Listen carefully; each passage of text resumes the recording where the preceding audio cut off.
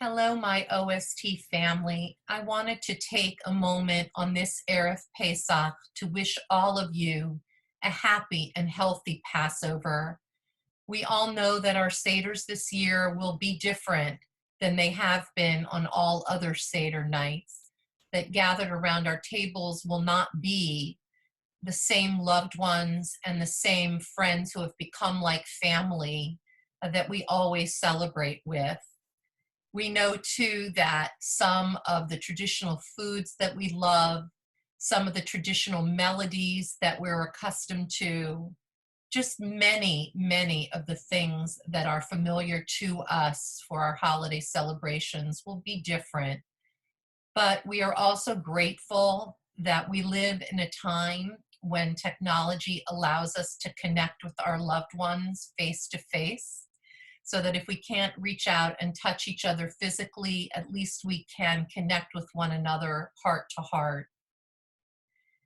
There are several messages of this holiday that I wanted to relate that I think can help us to work through this strange year of reenacting our enslavement in Egypt and our ultimate redemption, our being freed.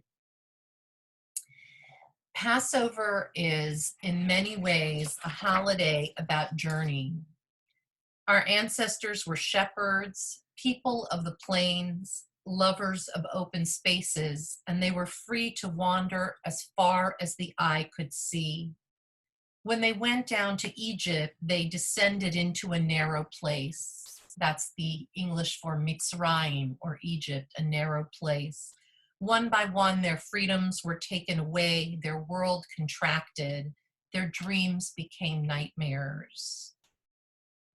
The questions associated with this reading are, we who have so many freedoms, how though are we still enslaved?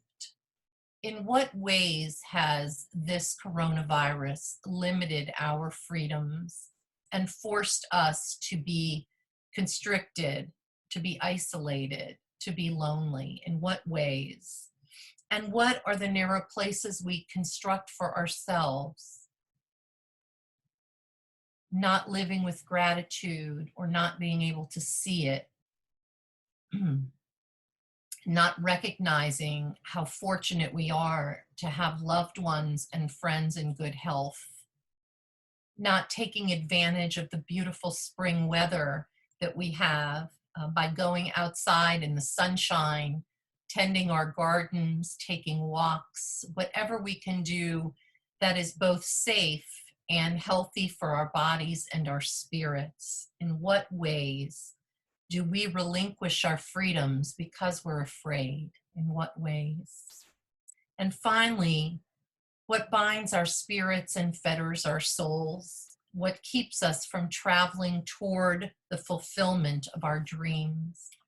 As I remind us over and over again every week when I speak during Shabbat services, yes, this virus has caused us tremendous dis-ease. It's made us uncomfortable. It's caused us sadness and disappointment. But we know it's temporary and that there will come a day in the not too distant future when we can resume all of the activities we love with the people that are most precious to us. I wanted to close with a lovely quote from Anita Diamond. Some of you may be familiar with her. She wrote The Red Tent, a novel many years ago, but very popular, that I believe was dramatized in a television series or movie. And she's also written books like Choosing a Jewish Life for those choosing to convert to Judaism, Living a Jewish Life, not just for new Jews, but for all of us who could use a little refresher. She writes this, it's quoted in the Reform Movement Haggadah, which is called The Open Door. She says, Passover is an exercise in collective optimism, which is another word for faith. Faith is not necessarily the same thing as believing in God with a muscular arm and an outstretched finger. Faith can be a commitment to the unprovable position that it's worth the struggle to cross to the next impossible barrier, to seek meaning in our lives, to try and try again, to do justly, and to build another peace. We raise the cup, we rehearse our enslavement and liberation. We sing, turning disaster into dramaturgy. We craft an event that transforms our children into Jews. And I would say we craft an event that reminds all of us of the sacredness, the joy of being a free people.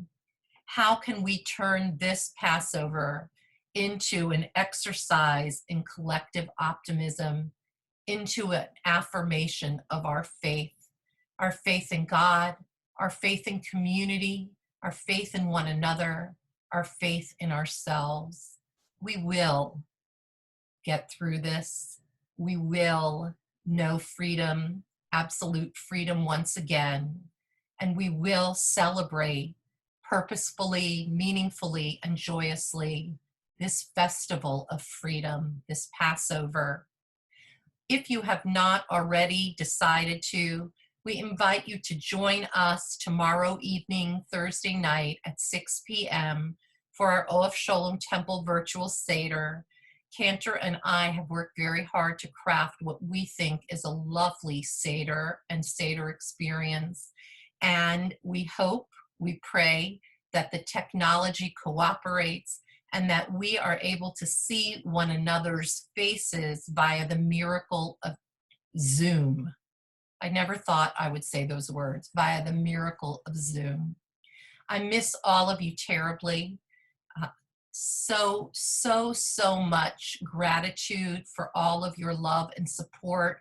So much pride in you for your resiliency, your faith, your courage, the way you have all risen to struggle with this new challenge and to do your best to have a wonderful attitude and to continue living lives even with our freedoms curtailed.